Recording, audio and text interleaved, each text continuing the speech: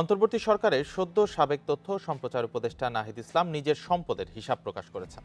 বুধবার রাতে নিজের ভেরিফাইড ফেসবুক অ্যাকাউন্টে তিনি এই হিসাব তুলে ধরেন। পোস্টে তিনি ব্যাংক স্টেটমেন্টও যুক্ত করেন। সম্পদের হিসাব দিলেন বৈষম্য বিরোধী ছাত্র আন্দোলনের অন্যতম সমন্বয়ক নাহিদ ইসলাম। বুধবার রাতে নিজের ভেরিফাইড ফেসবুক পেজে দেয়া পোস্টে সম্পদের বিবরণী প্রকাশ করেন তিনি। নাহিদ জানান, উপদেষ্টা পদে যোগদানের আগে তার কোনো ব্যাংক অ্যাকাউন্ট ছিল না। ভাবতে পারেন, দেশের ইতিহাসে এই প্রথম একজন সাবেক উপদেষ্টা নিজেই তার সম্পদের হিসাব জনসমক্ষে প্রকাশ করলেন। যেখানে অনেকে পদে থাকার সময় সম্পদ গোপন করেন, সেখানে নাহিদ ইসলাম স্বেচ্ছায় জানিয়ে দিলেন তার উপার্জিত অর্থ কোথায় গেল, কতটা থাকলো আর কতটাই বা খরচ হলো। এমন দৃষ্টান্ত বাংলাদেশে বিরল। নাহিদ ইসলামের এই উদ্যোগ শুধু প্রশংসার দাবিদার নয়, এটি বাংলাদেশের রাজনীতিতে নতুন যুগের সূচনা হতে পারে। যেখানে দুর্নীতির বিরুদ্ধে মুখ খুলতে হয়, সেখানে তিনি নিজেই এগিয়ে এসে বললেন, আমি যা আয় করেছি, যা ব্যয় করেছি, তার সবকিছু স্বচ্ছভাবে জানাই। ২৬ ফেব্রুয়ারি নিজের ভেরিফাইড ফেসবুক পেজে একটি পোস্ট দিয়ে সদ্য পদত্যাগ করা উপদেষ্টা নাহিদ ইসলাম জানালেন, তিনি উপদেষ্টা পদ গ্রহণের আগে কোনো ব্যাংক অ্যাকাউন্টও খোলেননি। তবে সরকারি নিয়ম অনুযায়ী ২১ আগস্ট ২০২৪ সালে দায়িত্ব পালনের জন্য তিনি সোনালী ব্যাংকে একটি অ্যাকাউন্ট খোলেন। এই অ্যাকাউন্টে ২১ আগস্ট ২০২৪ থেকে ২৬ ফেব্রুয়ারি ২০২৫ পর্যন্ত মোট ১০,৬,৮৮৬ টাকা জমা হয়েছে, আর তিনি খরচ করেছেন ৯,৯৬,১৮৮ টাকা। তার আরো বিস্ময়কর ঘোষণা, এই অ্যাকাউন্ট ছাড়া তার আর কোনো ব্যাংক অ্যাকাউন্ট নেই। তার বা তার পরিবারের কারো নামে কোনো জমি, ফ্ল্যাট বা সম্পত্তি নেই। শুধু নিজেরই নয়, বরং তার একান্ত সচিবের সম্পদ সম্পর্কেও তিনি স্বচ্ছ বার্তা দিয়েছেন। তিনি জানান, তার একান্ত সচিবের ইসলামী ব্যাংক বাংলাদেশ লিমিটেডের অ্যাকাউন্টে মাত্র ৩৬,০২৮ টাকা। কত টাকার বিনিময়ে পদত্যাগ করছেন উপদেষ্টা নাহিদ, এমন একটি প্রসঙ্গ নিয়ে কিন্তু বর্তমান সোশ্যাল মিডিয়াতে চলতেছে নানান ধরনের আলোচনা এবং সমালোচনা। এদিকে অনেকেই বলতেছে কোটি কোটি টাকা আত্মসাৎ করে পদত্যাগ করছে উপদেষ্টা নাহিদ। এই বিষয়ে পর্যালোচনা করে আমরা বেশ কয়েকটি খুবই গুরুত্বপূর্ণ তথ্য এবং ভিডিও ফুটেজ পাই, যা আজকের ভিডিওতে সেগুলোই এক এক করে ধারাবাহিকলি তুলে ধরব।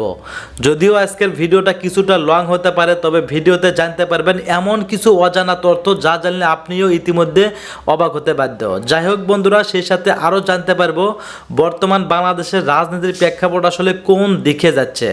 চলুন ভিডিওতে আজকে আর বেশি কথা বাড়িয়ে আপনাদের মূল্যবান সময়টি আমি নষ্ট করতে চাই না, সরাসরি আজকে আমরা চলে যাব মূল ভিডিওতে। আর সেখানে আজকে আমরা দেখব সত্যি সত্যি কি এই উপদেষ্টা কোটি কোটি টাকার বিনিময়ে পদত্যাগ করছে, এটা সত্য নাকি এটা গুজব। চলুন সেই ভিডিওটি আজকে আমরা দেখব। চলুন সেই ভিডিওটি দেখে আসার আগে আমরা ছোট্ট একটি ভিডিও দেখে আসবো, তারপরে চলে যাব মূল ভিডিওতে। উপদেষ্টা নাহিদ কতটা সফল গত ৬ মাসের কার্যক্রমে। ১০০ টাকার রিচার্জে ৫৬ টাকা কর দিতে হয়েছে আমাদেরকে। ইন্টারনেটের ক্ষেত্রে মেয়াদ নিয়ে আমাদের বহু পুরনো অভিযোগ রয়েছে যে ইন্টারনেটের মেয়াদ কেন শেষ হবে। আমি ডাটা কিনলাম, সেই ডাটা আমার, এটা কি পচে যায়, দুর্গন্ধ হয়, এটার মেয়াদ কেন শেষ হবে? আপনারা সবাই এই দাবি করছিলেন, হয়তোবা সে নিজেও কোনো এক সময় এই দাবি করেছিল, সেটাও সেরকমই রয়ে গেছে। যারা ইন্টারনেট নিয়মিত ব্যবহার করেন এবং কেনেন, এখন থেকে ১ বছর আগে ইন্টারনেটের দাম কত ছিল বা কত টাকা আপনার ব্যয় হতো আর এখন কত টাকা ব্যয় হচ্ছে, আপনাদেরকে জিজ্ঞাসা করছি, পার্থক্যটা খোঁজেন। আমি যেটা দেখতাম যে ২৯ টাকা, ২৮ টাকা বা ২৭ টাকায় একটা প্যাকেজ ব্যবহার করতাম, সাময়িক ৩ ঘন্টার জন্য আমার প্রয়োজন, এটা আমি ব্যবহার করতে পারতাম। এছাড়াও ৫০ টাকার নিচে অনেকগুলো প্যাকেজ ছিল। আমি এখন সেই রকম একটা প্যাকেজও দেখতে পারি না, সবগুলো প্যাকেজের দাম আকাশচুম্বী। এটা কেন হলো? এই জায়গাগুলো কিন্তু উপদেষ্টা নাহিদ চাইলেই সমাধান করতে পারত। আমরা অনেকেই বলি, আমাকে যদি ৩ দিনের জন্য অমুক দায়িত্ব দেওয়া হয়, আমি এই সংস্কার করব। আমার প্রশ্ন হলো, নাহিদের এমন কোনো অ্যাম্বিশন ছিল কি যে দায়িত্ব পেয়ে সে এই সংস্কার করবে বা এই কাজগুলো করে জনগণকে সুবিধা দেবে? টেলিটক একটি সরকারি সিম, এই সিমটি বেহাল দশা আমরা সবাই জানি। এটা দিয়ে লাইভ করা যায় না, ভিডিওগ্রাফি করা যায় না, অথবা ভিডিও আপলোডিংয়ের ক্ষেত্রে সমস্যা নানাবিধভাবে। আমার বাসায় টেলিটকের ইন্টারনেট পাই না, ঢাকা শহর থেকে বলছি, তাহলে সারা দেশে টেলিটকের ইন্টারনেটের কি অবস্থা? এই জায়গাতে কিন্তু নাহিদ কাজ করতে পারতো। হয়তোবা 50 কোটি টাকা 100 কোটি টাকা প্রয়োজন হতো এটাকে আপডেট করার জন্য, সেটা কিন্তু করেনি। এই সময়ে সে 50 কোটি টাকা 100 কোটি টাকা 200 কোটি টাকা ব্যয় করেছে না, এটা কি কেউ বলতে পারবেন? অবশ্যই করেছেন। তাহলে সেগুলো কোন খাতে ব্যয় করেছেন? আমাদের একটা বড় অভিযোগ ছিল, যেটা আমি নিজে নাহিদকে সম্পৃক্ত করেছি, অবগত করেছি, তাকে টেক্সট করেছি, অনেকবার টেক্সট করেছি, যদিও সে কোনোবারই এই টেক্সট দেখেনি, যার ফলে অন্য একজন উপদেষ্টাকে দিয়ে তাকে বলিয়েছি এবং তার অফিসের অন্যান্য যারা অফিসিয়াল আছে তাদেরকে বলেছি তাকে না পেয়ে।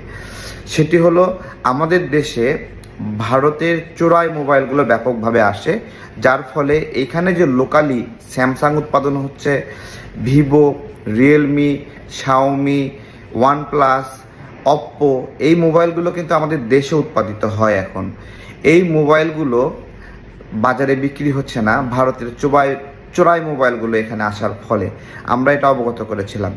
মোটা দাগে আমি নাহিদকে আমাদের চোখের সামনে তথ্য প্রযুক্তি যে সেবা এবং সুবিধা, এই সকল ক্ষেত্রে আমরা আরও ভোগান্তি পেয়েছি, কষ্ট পেয়েছি, আমাদেরকে অধিক টাকা খরচ করতে হয়েছে এবং আমরা কম সেবা পেয়েছি। আমরা নাহিদের পদত্যাগকে অনেকে গ্লোরিফাই করছি যে সে একটা মহান কাজ করেছে। বেসিক্যালি সে আসলেই কি মহান কাজ করেছে? আমি আপনাদেরকে জিজ্ঞাসা করছি, সে তার প্রয়োজনে, তার রাজনৈতিক অ্যাম্বিশন পূরণ করার জন্য হয়তোবা সে প্রধানমন্ত্রী হতে চায়, হয়তোবা সে স্থায়ীভাবে এমপি হতে চায়, মন্ত্রী হতে চায় 5 বছরের জন্য। এই পিরিয়ডটা ছোট, সেজন্য এটা ছেড়ে চলে যাচ্ছে সে তার রাজনীতি করার জন্য। সেটাকে অনেকে গ্লোরিফাই করে মহান বলছেন যে বাংলাদেশে এই ধরনের পদত্যাগের নজির নাই। তো এটাকে গ্লোরিফাই করার আগে আপনারা ওই উদাহরণগুলো দেন যে নাহিদ এই কাজগুলো করে আমাদেরকে সমস্যা থেকে উত্তরণ করেছে। আমার ইন্টারনেটের কল রেট কমিয়েছে, আমার ট্যাক্স কমিয়েছে, আমার কল রেট কমিয়েছে, অথবা আমার ইন্টারনেট ব্যবহার সহজলভ্য করেছে। 4G ছিল, সেখান থেকে 5G করেছে। কোনো একটা কাজ দেখান যে কাজটা আমি সরাসরি ভোগ করি অথবা আপনি সরাসরি ভোগ করেন। এইভাবে একজন মানুষকে কোনো সফলতা ছাড়া অনেক বেশি গ্লোরিফাই করা, এটা সৎ মানুষগুলোর প্রতি জুলুম বলে আমি মনে করি। যে ব্যক্তি রাজনীতিতে এত বড় ক্ষমতা পেয়ে দেশকে কিছুই দিতে পারলো না, উপদেষ্টা নাহিদ কিন্তু সকল উপদেষ্টার মধ্যে একটু বেশি প্রভাবশালী ছিল। এত প্রভাব দিয়ে জনগণের জন্য কিছু ডিসিশন নিতে পারলো না। এগুলোর জন্য কিন্তু সরকারের অর্থ ব্যয় হতো না, যে ট্যাক্স একটু কমায় দেওয়া অথবা কল রেট একটু কমায় দেওয়া। আমরা কিন্তু 25 পয়সা কল রেটে কথা বলেছি।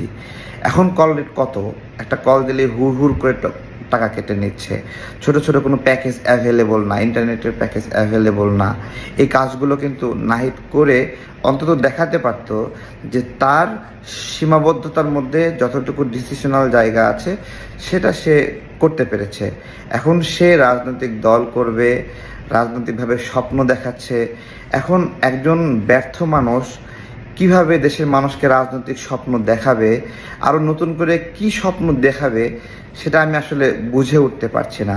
তাকে ইমামের সঙ্গে তুলনা করছে অনেকে, তার সহযোদ্ধারা, তার অনুজরা, যে তিনি বড় একটা ত্যাগ করেছেন। এটা বড় ত্যাগ করেছেন নাকি বড় ভোগের উদ্দেশ্যে এটা ছেড়ে দিলেন আরও বড় রাজনৈতিক ড্রাইভ দেওয়ার উদ্দেশ্যে, সেটা কিন্তু আমরা কিন্তু বুঝতেছি। এটা ওনার অধিকার আছে যে উনি রাজনৈতিক ড্রাইভ দেবে, দল করবে, দলের প্রধান হবে, উনি ওনার দলের সদস্যরা প্রধানমন্ত্রী হওয়ার স্বপ্ন দেবে, সব কিছুই অধিকার আছে।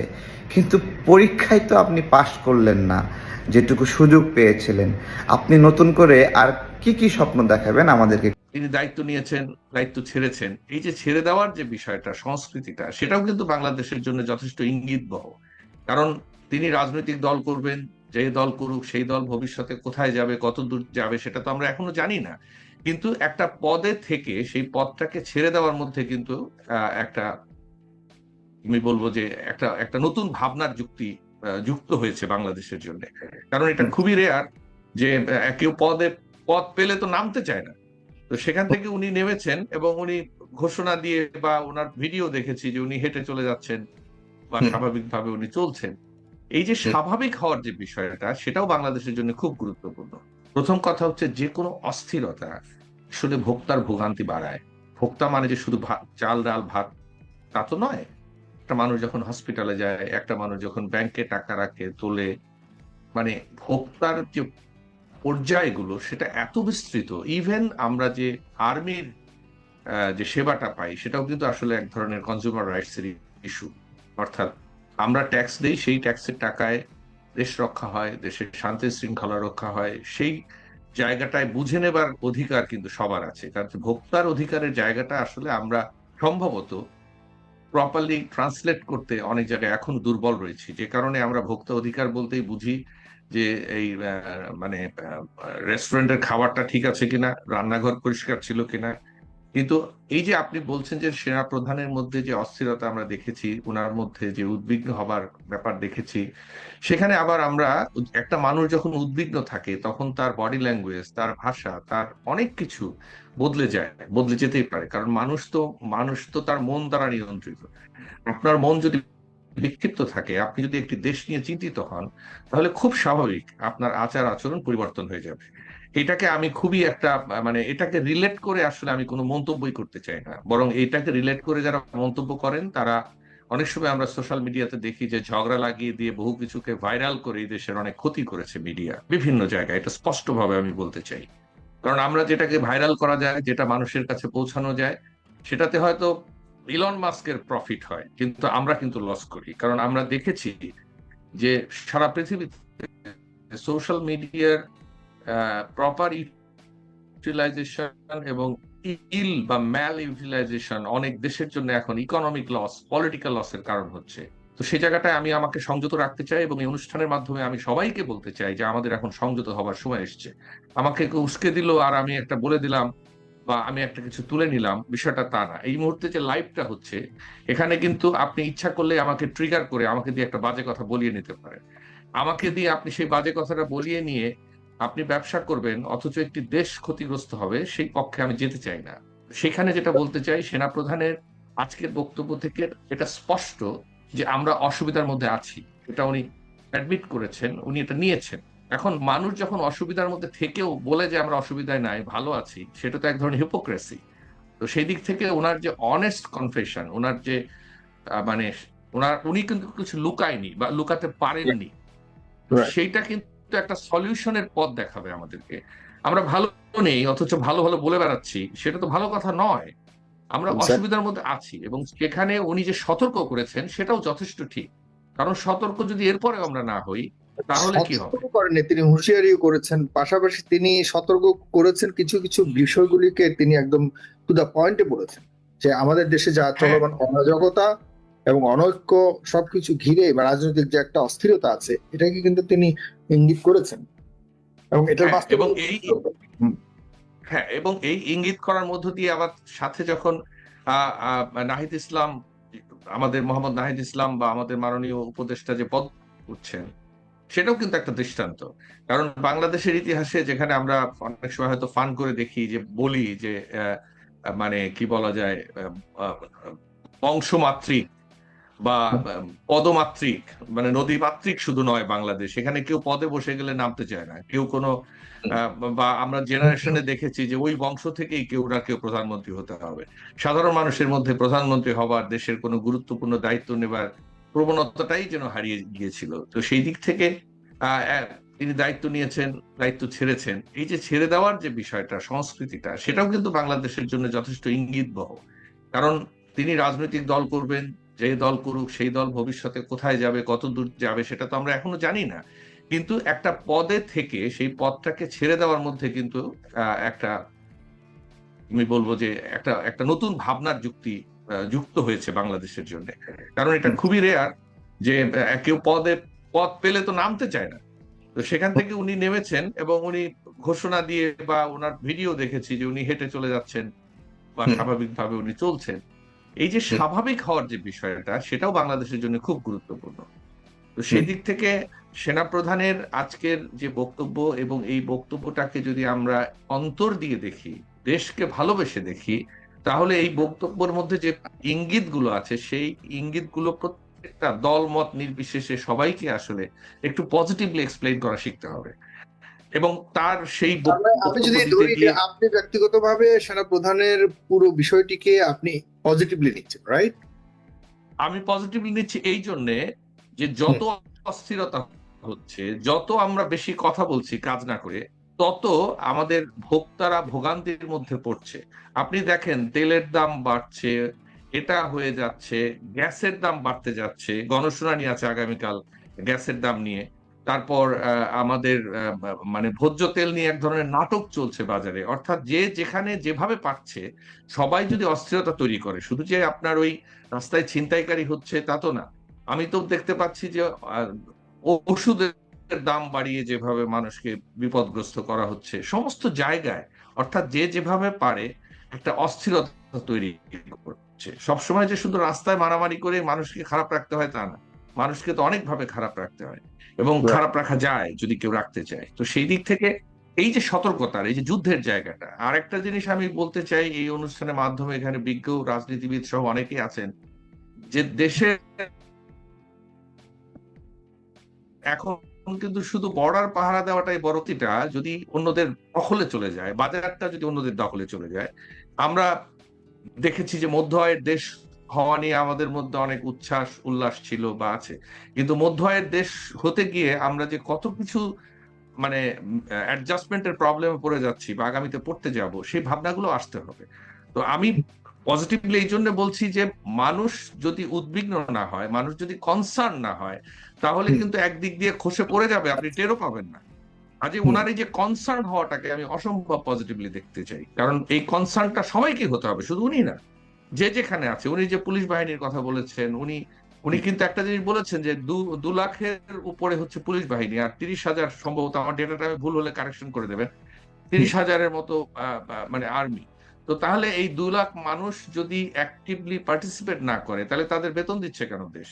অর্থাৎ তাদের প্রোডাক্টিভিটিটা, তাদের সার্ভিসটা যদি আমি না পাই, আমি ভোক্তার জায়গা থেকে বলবো, আমার নিরাপত্তা কিন্তু আমার সার্ভিসের অংশ। আমি যে শুধু বাজার থেকে চাল ডাল কিনি সেটাই আমি ভোক্তা হিসেবে ভোগ করছি তা নয়, আমি নিরাপত্তাও ভোগ করছি, এবং নিরাপত্তা ভোগ করার জন্য আমি ট্যাক্স দিচ্ছি। তো তারা যদি অকার্যকর হয়, তাহলে সেটা তো উদ্বিগ্ন আমাকে করবেই। তো সেই জায়গাগুলো যদি আমরা একটু মাথায় নেই, আমি জানি না এখানে বিজ্ঞ রাজনীতিবিদরা আছেন বা যারা বিভিন্ন ফোরামে কথা বলেন, কাজ করেন। আমি একজন শিক্ষক মানুষ, আমি আমি দেখতে চাই যে আমার ছাত্ররা সুন্দর করে ক্লাসে আসছে। আমি ভলেন্টারি ওয়ার্ক করি কনজিউমার অ্যাসোসিয়েশন অফ বাংলাদেশে, আমি দেখতে চাই যে এদেশের ভোক্তারা শান্তিতে আছে, সঠিক মূল্যে সঠিক ভাবে তার যে প্রাপ্তিটা তারা পাচ্ছে, কিন্তু এটাই বড় কথা। এবং সেখানে ওনার উদ্বিগ্ন পয়েন্টটা যদি এই জায়গাটাতে একটু বিশ্লেষণ করেন জাস্ট খুব স্বল্প সময়ের মধ্যে, যে তিনি বলেছেন যে এদিক সেদিক হয় তাহলে আমাদের সার্বভৌমত্ব হুমকির মুখে পড়তে পারে। এই এই দিক সেদিক বিষয়টাকে তিনি কাদেরকে বুঝিয়েছেন এবং কোনটাকে এদিক সেদিক হিসেবে তিনি করেছেন বা ইঙ্গিত করেছেন? এইটা স্পেসিফিক ভাবে আমার কেন আমি জানি না, কারো পক্ষে বলা সম্ভব না, কারণ একটা মানুষ যখন কথা বলে, উনি একটা বড় দায়িত্বে আছেন বাংলাদেশের এই মুহূর্তে। তো সেই দায়িত্বে থাকা মানুষটা যদি মনে করে থাকেন যে সার্বভৌমত্ব কোথাও হুমকির মধ্যে পড়তে পারে, তাহলে সেইটাকে আমরা কি বলতে পারি যে না, হুমকির মধ্যে পড়বে না? অথবা আমরা কি বলতে পারি যে উনি পড়তে পারে বলেছেন, তার মানে কি এখানে সতর্ক হওয়ার ইঙ্গিতটাই উনি করেছেন। যখন একটা দায়িত্বপ্রাপ্ত ব্যক্তি কোনো বিষয় নিয়ে বলেন, একটা সন্তানও যখন বাইরে যায়, বাবা কিন্তু বলে দেয় যে তুমি বিপদে পড়তে পারো বাবা, একটু খেয়াল রাখবে। তো এই যে খেয়াল রাখার বিষয়টাকে আমি খুবই পজিটিভলি দেখছি, এবং এই বিষয়টা শুধু উনার ব্যক্তিগত নয়, এটা আর্মির রাজনৈতিক নয়, এটা অস্থিরতা বলতে সমগ্র এখন দেশে। বর্তমানে তো বিএনপি এবং জামাত ইসলামী এবং ইসলামী আন্দোলন এরাই তো এখন মাঠে আছে, তাদেরকে ইঙ্গিত করে কি এসব কথাগুলি বলেছে বলে মনে করেন আপনি? যে তাদের মধ্যে একটা অনৈক্য দেখা যাচ্ছে। প্রথমত আমরা নাগরিক, প্রথমত আমরা দেশের নাগরিক। তো দেশের নাগরিকদেরকে যেহেতু উনি বলেছেন, উনি দেশের একটা গুরুত্বপূর্ণ একটা ফোর্সের প্রধান হিসেবে আমাদের নাগরিকদেরকে যখন বলেন, সেটা তো অবশ্যই সেটা যে দলেরই হোক, তার সবার প্রতি যায়, সবার ক্ষেত্রেই কথাটা একইভাবে প্রযোজ্য, এবং বিশেষ করে যারা মাঠে থাকবেন তাদের জন্য বেশি প্রযোজ্য। কারণ যারা মাঠে নেই, তাদেরকে এখন দোষ দিয়ে আমরা আমাদের মানে দায়িত্ব এড়িয়ে যাব সেটা। প্রিয় দর্শক, আপনাকে ব্যাকেরে চ্যানেল 16-এর পক্ষ থেকে শুভেচ্ছা জানাইতেছি। আমি আর কাশেম চাচার বাড়ি নোয়াখালী, আপনারা ব্যাকের মধ্যে নিশ্চয়ই বুঝে গেছেন। তো কাশেম চাচার লোকে নোয়াখালী গ্রামের বাড়িতে বেড়াইতে গেছি। তো চাচার আমি একসময় ডাকি জিজ্ঞেস করলাম, চাচা ওই আমাদের সেনা প্রধান তো আজকে একটা গুরুত্বপূর্ণ বক্তব্য দিছে, আমি তার আগামাথা কিছু বুঝি নেই, তুমি বুঝছো কিনা চাচা, তুমি একটু কও না কি কইছে। চাচা কইলে, তুই বুঝোস না, দেশের ক্রান্তি লগ্নে হাতে যে কথা কইছে খুবই গুরুত্বপূর্ণ কথা কইছে। আমি বললাম, চাচা গুরুত্বপূর্ণের কি দেখলা? ওই যে পিলখানা হত্যাকাণ্ড সম্পর্কে উনি যেটা কইছে এবং দেশের যে স্বাধীনতা সার্বভৌমত্ব বিপন্ন হইতে পারে সেই আশঙ্কার কথা উনি কইছে, সবাইকে সতর্ক করে দিছে। আমি বললাম, চাচা ওই পিলখানা হত্যাকাণ্ড সম্পর্কে কি কইছে? চাচা কইল যে পিলখানা হত্যাকাণ্ড নিয়েই তেমিয়ে গুরুত্বপূর্ণ কথা কইছে। উনি কইছে যে আপনারা এটা নিয়ে আর বাড়াইয়েন না, এটা নিয়ে আর আগাইয়েন না। 16 বছর, গত 16 বছর যত বিচার কার্য সম্পন্ন হয়েছে, যারা জেলে আছে হেতারা কনভিক্টেড, সাজা হয়েছে ঠিকই আছে, হেতারা সন্ত্রাস করছে, সেনাবাহিনীর চৌকো সদস্যদেরকে হত্যা করছে, তাদেরকে ড্রেনের ভিতর ঢুকাই দিছে, অপরাধ করছে, খুন করছে, বিচার হয়েছে, রায় হয়েছে, হেতে জেল হয়েছে।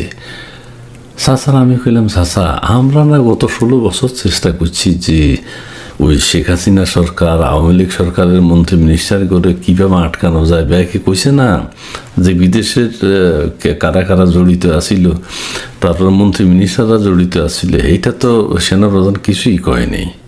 চাচা কইলে যে এইটা কি কইব? আচ্ছা তুই একটা কথা কও, ওই সময় 2008 সালে আওয়ামী লীগ সরকার নতুন ক্ষমতা আইছে, হেতেকেও ক্ষমতা গ্রহণের 1-1.5 মাস পরে হেতারা বুঝি বিরিয়ার ওখানে সেনাবাহিনীর কর্মকর্তাদেরকে হত্যা কইরা এত বড় একটা ঘটনা ঘটাইয়া নিজেদের বিপদ নিজেরা ডাকে আনবো, এটা তুই কইছস? আমি কইলাম, চাচা এটা তো এইভাবে চিন্তা করি নাই। আসলে তখন আমারও বয়স কম ছিল, সরকারের বয়স কত ছিল? সরকারের বয়স ছিল 1-1.5 মাস। 1-1.5 মাসের মধ্যে বুঝি হেতারা এই কাণ্ড ঘটাইবে, তোর মাথায় খেলে নাই বলা। আমি বললাম, চাচা ব্যাকে তো কইছি বিদেশিরা জড়িত এবং শেখ হাসিনা জড়িত, মন্ত্রী মিনিস্টার বেগুন জড়িত, অনেকে বেগুন না অনেকে জড়িত আছে, তারা এই হত্যাকাণ্ড ঘটাইছে। চাচা কত এই চিন্তা বাদ দে, এই চিন্তা বাদ দে, আমাদের সেনা প্রধান এখন যে কথা কইছে এইটা ঠিক কথা কইছে, একদম সময় উপযোগী কথা কইছে। চাচারা তখন আমি কইলাম, চাচা আচ্ছা এই বিগত 16 বছরও তো সেনাপ্রধান অনেকে আসিল, হেতারা তো এই পিলখানা হত্যাকাণ্ড নিয়ে কিছু কয় না, এই সেনাপ্রধান হঠাৎ তার তো একেবারে কইতে গেল কেন? চাচা তখন কইল যে রে বোকা, বিগত সময় 16 বছর যাবৎ সারা সেনাপ্রধান বিভিন্ন সময় হয়েছে, হেতারা কিনলে কইবে পিলখানা হত্যাকাণ্ড নিয়ে? হেতারা তো দেখতেছে যেগুন অপরাধ করছে বিডিআরের সদস্যরা, সন্ত্রাসী করছে, খুন করছে, এগুলার বিচার হয়েছে, বিচার কাম চলছে, এগুলার সাজা হয়ে গেছে। চাচারা আমি কইলাম, ও আচ্ছা তাহলে অন সেনাপ্রধান কিনলে কইছে, এটার তো উত্তর দিলে না। এখন সেনাপ্রধান কি কারণে কইছে তোরে কই? এখন সেনাপ্রধান কইছে এই অন্তর্বর্তীকালীন সরকার আছে না, হেতারা চেষ্টা করতেছে আবার এই বিচার কামরা আবার পেঁচাইবার লাই, যে হেতারা কইতে চাইছে বিডিএর সদস্যরা কেউ জড়িত না, এটা বিদেশিরা করছে, বিদেশিরা। আবার কইতেছে যে না, এটাতে বিগত সরকারের মন্ত্রী মিনিস্টার প্রধানমন্ত্রী সব এক জড়িত আছে, হেতা করে আটকাইতে চায়। এলাই সেনাপ্রধান বিষয়টা ক্লিয়ার করে দিল যে আপনারা এটা লয় বাড়াবাড়ি করিয়েন না, বিডিআর পিলখানা হত্যাকাণ্ড বিডিআরের সদস্যরাই করছে, বিডিআরের সদস্যরা হেরাই খুন করছে, হেরাই অপরাধী, হেদের বিচার কার্যক্রম চলছে, হচ্ছে, অনেকে সাজা হয়েছে, আপনারা এটা নিয়ে আর কোনো কথা কইন না, দাঁড়ি ফুল স্টপ। এইটার জন্য আবার কিন্তু বাট এগুলার কিছু কইেন না, বাস ক্লিয়ার করে দিস উনি। চাচারা আমি কইলাম, চাচা আচ্ছা বুঝলাম যে বিজিআর জওয়ানরা, কিন্তু ওই তারা খুন খারাপি করছে কিনলে করছে। চাচা তুই জানোস না এই সময় ডাইল ভাত আন্দোলনে হেরা কি কারণে করছে? হেরা কি ওদেরকে করা হয়েছে, ওরা সুযোগ সুবিধা কম পাইতেছে, এই জন্য হেরা সেনা অফিসারদের আলাপ আলোচনা না করে হেতারা খুনের দিকে চলে গেছে, অস্ত্রাগার লুট করছে, নিজেরা খুন করছে, টেলিভিশন দেখছিস নি। চাচার করলাম চাচা আমার বয়স তখন কমা ছিল। চাচা করলে যে হেতারা বিডিআর সদস্যরা তো টেলিভিশনেই কইছে যে হেতারা খুন করছে, মুখের মধ্যে গামছা লাগাইয়া মাথার মধ্যে গামছা পেঁচাইয়া গোলাগুলি করছে, এত নৃশংসতা চালাইছে, তো এগুলো কিছু দেখিস নেই। আমি বললাম চাচা আমার বয়স কম, আমার সময় এগুলো খেয়াল আসছিল না। চাচা করলাম চাচা যে বডি সহেল তো কইছে বিভিন্ন জায়গায় বিভিন্ন বক্তব্যে হাতে কইছে নাকি আওয়ামী লীগ সরকার শেখ হাসিনা জড়িত ছিল। চাচা কইলে যে তোর রাখ তোর বডি সহেল, তোর বডি সহেল, তুই আমাদের সেনা প্রধান এখন কি কইছে এইটা হুন, বডি সহেল পাগল হে যা খুশি তা কইয়ে বেড়া কইতে থাকবো, এতেরও আটকাবে বেশি বাড়াবাড়ি করলে। এত তখন প্রতিমন্ত্রী আছিল কি করছে, তো বডি সয়েলের কথা তুই শোনার দরকার না, তুই আমাদের সেনাপ্রধান ওয়াকারুজ্জামান সাহেব যে কথা কইছে দেশবাসী সবাই যদি এটা মানে তাহলে এই বিডিআর হত্যাকাণ্ডের একটা সুষ্ঠু বিচার গত 16 বছর যাবৎ হয়েছে, আগামীতে হবে, এটা চলমান থাকবে। এখন তোর একটা কথা কই, এই অন্তর্বর্তীকালীন সরকার তো বিডিআরের অনেক আসামিরে ছাইড়া দিছে, যেগুলো খুন করছে জেলে আছিল, জামিন দিয়ে দিছে। এটার জন্য কিন্তু এই সরকার জবাবদিহি করতে হইব, এই সরকার কেন ছাড়ি দিল এগুলো, ঠিক আছে? চাচার আমি কইলাম চাচা শুধুমাত্র বিডিআর সদস্য না তো, খুনি হেরা বিডিআর সদস্যরা খুনি করে ছাড়া দিছে, কিন্তু আরো শীর্ষ সন্ত্রাসী করে নাকি ছাড়িয়ে দিছে, এটা কেমনে হইল? চাচা কইল যে হ্যাঁ শুধু বিডিআরের খুনিগুলা না, দেশের আরো শীর্ষ সন্ত্রাসী যা আছে বেগুনটা এই সরকার ছাড়িয়ে দিছে। আচ্ছা তুই ক এটা কোনো সরকারের একটা কাম হইল, এরা আকাম করছে না? আমি কইলাম চাচা ঠিকই তো, বিডিআর হেতারা যদি সরাসরি সেনাবাহিনীর কর্মকর্তাদেরকে খুন কইরা ফেলাইছে, এটা তোমরা নাকি দেখছিলাম, হেরা আর শীর্ষ সন্ত্রাসী যেগুলো আছে এগুলোর যদি ছাড়িয়ে দিয়ে থাকে তাহলে তো এই সরকার ভালো করে নাই। চাচা কইল হ্যাঁ এইবার বুঝ, এরাও একটা অপরাধ করিয়া লেছে, বুঝছস? সো তুই বিডিআর সদস্য নিয়ে পিলখানা হত্যাকাণ্ড নিয়ে আর কোনো কথা কইস না, তোরা আমি শেষ কথা কই দিই, বিডিআর হত্যাকাণ্ডে গত 16 বছর সুষ্ঠু বিচার হয়েছে এবং পিলখানা হত্যাকাণ্ডের সুষ্ঠু বিচার হয়েছে এবং বিচারের যেগুনে খুন করছে, খুনাখুনি করছে, আকাম কুকাম করছে, মারছে, এগুলোর বাস বিচার হয়ে গেছে, সাজা হয়ে গেছে।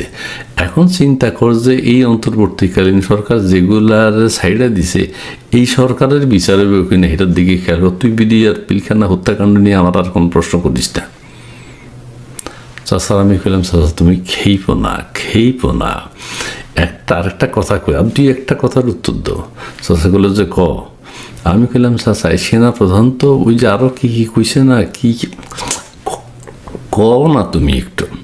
চাচা কইল যে হ্যাঁ কইছে ওই যে দেশের স্বাধীনতা সার্বভৌমত্বের কথা কইছে আপনারা ব্যাকে যদি কামড়ি করেন, দেশের ভিতর সন্ত্রাস করেন, একজন আরেকজনের মাইরে ফেলান, খুন করেন, চুরি ডাকাতি হাইজাকাতি এগুলো যদি বাড়ি যায়, আমাদের দেশের অর্থাৎ আমাদের দেশের বিপদ আছে, আমাদের দেশের সার্বভৌমত্ব এবং স্বাধীনতা নষ্ট হইব, বিদেশি শক্তি আমাদেরকে আক্রমণ করার চেষ্টা করব। এইটার জন্য আমাদের সেনাপ্রধান সবাই সতর্ক করে দিছে। আর তোরে পিলখানা হত্যাকাণ্ড নিয়ে আরেকটা কথা কই, আমাদের যে 57 জন অফিসার মারা গেছে, প্রাণের সদস্য অফিসাররা যে মারা গেছে, তাদের মধ্যে অনেকে আছে আওয়ামী লীগ ঘরানার, মানে আওয়ামী লীগ পরিবারের, চাকরি করছে, মেধার পরিচয় দিয়েছে, চাকরি পাইছে, মুক্তিযুদ্ধের সপক্ষের অনেকে আছে, তাদের কথা হত্যা করিয়া লাইছে, তাদের কথা মারছে। আওয়ামী লীগ সরকারের ওই হেতা করে 1 মাস না 1.5 মাস হয়েছে ক্ষমতা আছে, 2009 সালে 8 সালে ক্ষমতা আছে, ফেব্রুয়ারি মাসে বুঝি হেতারা এত বড় একটা কাণ্ড কইরা নিজেদের বিপদ নিজেরা আইনবে, এটা তোর মাথায় ঢুকে না? চাচার আমি বললাম চাচা তাই তো, আসলে এত বড় ঘটনা ঘটাই একটা নতুন সরকার এত বড় ঘটনা কেমনে ঘটাইবে? চাচার আমি বললাম চাচা তুমি এখন কী খেপো, আমি আর এগুলো নিয়ে তোমরা জিজ্ঞাসা না, তুমি আমার উপর আর খেপো না, তোমার এখন কী কাজ বলো? চাচা কইল যে আমি একটু আন্ডা যাবো, ওই যে তোর চাচি কইছে ফান আর সুপারি লই বাসে আর না আইলে যে সন্ধ্যায় বাসার জায়গা নাই। আমি বললাম চাচা তুমি যাও, হান সুপারি আটতন নিয়ে আইসো, চাচিরে তুমি ঠান্ডা করো। চাচা তোমার ধন্যবাদ, ঠিক প্রিয় দর্শক, আমি আর ওই চাচারে বেশি প্রশ্ন করি নাই যে আমাদের সেনাপ্রধান তো অনেক কথা কইছে, বিজ্ঞানীর উত্তর চাচারে জিগাইতে গেলে চাচার দেখছে না খেপে গেছে। এবং চাচার কনক্লুশন যেটা, এটা তো সুন্দর আসলে, যে সেনাবাহিনীর সদস্যরা তারা আমাদের সম্পদ, আমাদের চৌকর সদস্য, এরা দেশের জন্য কাজ করে। হেগুরের নতুন সরকার ক্ষমতা এসে বুঝি এতগুলোর মারতে যাইবে, সরকারের ভূতে কিলেইছিনি, কোনোদিন এটা হইতে পারে না। আসলে চাচা তো ঠিক কথাই কইছে। আর এই সেনা অফিসাররা তো আমাদের সম্পদ, হেগুরে মারতে যাবো কেন সরকার? হেগুরে মাইরে বিপদ আনতে যাবো কেন? এটা বিডিআর এর সদস্যরা পিলখানার ভিতরে ঘটাইছে, তাদের বিচার হয়েছে, তাদের রায় হয়ে গেছে। এখন বরং এই সরকার হেগুরে যে জামিন দিয়ে দিছে, এই সরকারের বিচার হইব। বাবারে, আমি আর এগুলো বেশি কথা কইতে চাই না। আসলে দেশের ভিতরে যে সন্ত্রাস কার্যক্রম, চিল্লাচিল্লি, মারামারি, কেওয়াস চলতেছে, এগুলো সব থামানোর লাই সেনাবাহিনী প্রধান এখন যে বক্তব্যটা দিয়েছেন, এটা তো। ধন্যবাদ প্রিয় দর্শকবৃন্দ, আমাদের ফুল ভিডিওটি দেখার জন্য আপনাকে জানাই অসংখ্য অসংখ্য ধন্যবাদ। তো বন্ধুরা, ইতিমধ্যে সোশ্যাল মিডিয়াতে যে বিষয়টি ভাইরাল হয়ে গেছে, উপদেষ্টা নাহিদ কেন পদত্যাগ করছেন, আবার অনেকেই বলতেছেন কোটি কোটি টাকা আত্মসাৎ করে পদত্যাগ করছে উপদেষ্টা নাহিদ, আবার অনেকেই বলতেছে কোটি কোটি টাকার বিনিময়ে আত্মসাৎ করে এই উপদেষ্টা নাহিদ পদত্যাগ হয়েছে। যাই হোক বন্ধুরা, এই বিষয়ে আপনারা ইতিমধ্যে সোশ্যাল মিডিয়াতে, বিশেষ করে আমার এই ভিডিওতে বেশ কয়েকটি ভিডিও দেখেছেন। এই সমস্ত ভিডিও নিয়ে বা আজকের এই টপিকটা নিয়ে আপনাদের কি মন্তব্য অবশ্যই কমেন্ট বক্সে কমেন্ট করতে ভুলবেন না। আর হ্যাঁ, আপনার কি মনে হয়, সত্যি সত্যি কি কোটি কোটি টাকা আত্মসাৎ করে বা কোটি কোটি টাকা লুপে নিয়ে এই নাহিদ পদত্যাগ করছে, এটা কি আপনার মনে হয় কি না? অবশ্যই সেটা কমেন্ট বক্সে কমেন্ট করে জানিয়ে দেবেন। আর হ্যাঁ, এমন নিত্য নতুন আপডেট খবর সবার আগে পেতে চাইলে এখনই আমাদের এই পিচ্চি সাকিব ইউটিউব চ্যানেলটি সাবস্ক্রাইব করুন। ধন্যবাদ।